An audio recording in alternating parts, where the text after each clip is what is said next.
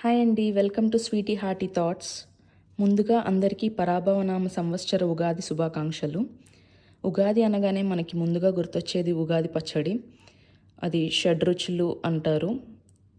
చేదు, తీపి, పులుపు, వగరు, కారం అండ్ ఉప్పు. వాటికి గుర్తుగా ఇవన్నీ కలిపి మనం తింటాము. అంటే మన లైఫ్లో ఎన్ని కష్టాలు వచ్చినా, ఎంత హ్యాపీనెస్ వచ్చినా, ఎట్లా ఉన్నా కానీ మనం బ్యాలెన్స్డ్గా ఉండాలి అని చెప్పడానికి మనం ఇట్లా తయారు చేసుకొని తింటామన్నమాట. ముందుగా వేప పువ్వు, ఇది చేదుకి చిహ్నం.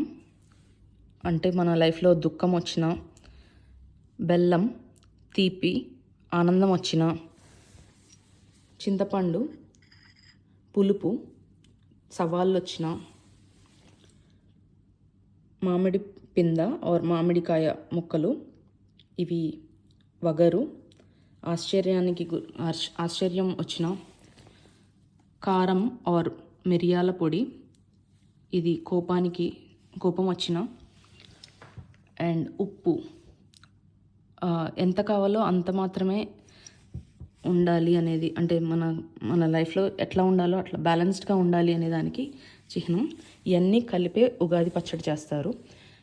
ఈ మధ్య చాలామంది కొబ్బరి ముక్కలు, అరటికాయ, వేయించిన శనగపప్పు, కిస్మిస్ ఏదో ఒకటి వేసుకుంటున్నారు. అవన్నీ ఆప్షనల్, బట్ ఇవి మాత్రమే 6 రుచులకి చిహ్నం అన్నమాట.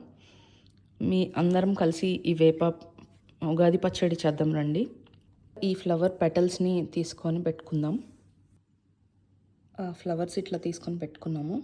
అండ్ ఈ ఫ్లవర్స్ వేయడం వల్ల ఇంకో రీజన్ ఏంటంటే, అది దుఃఖానికి చిహ్నమైనా కానీ ఎంత చేదుగా ఉన్నా కొన్నిసార్లు అవి మనకి హెల్త్కి బెనిఫిట్ అవుతాయని, అంటే ఒక్కొక్కసారి మళ్ళీ అంటే సాడ్ ఎక్స్పీరియన్సెస్ అయినా కానీ వాటి నుంచి మనం లెసన్స్ నేర్చుకుంటామని.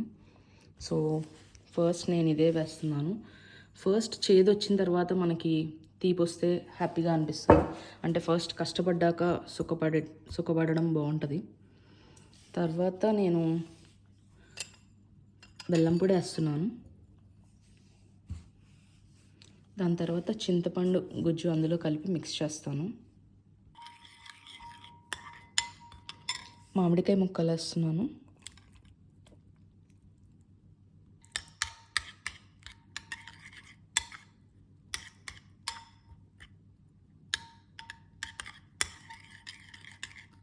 తర్వాత కొంచెం పెప్పర్ వేస్తున్నాను.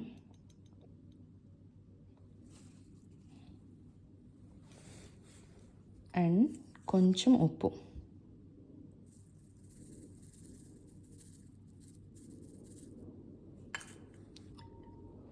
ఇప్పుడు మొత్తాన్ని కలిపేసి మరీ తిక్కగా అనిపిస్తే కొంచెం వాటర్ పోసుకొని అడ్జస్ట్ చేసుకుందాం.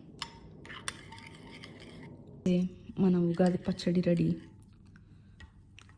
మనం దేవుడి దగ్గర పెట్టి మనం తిని అందరికీ షేర్ చేద్దాం.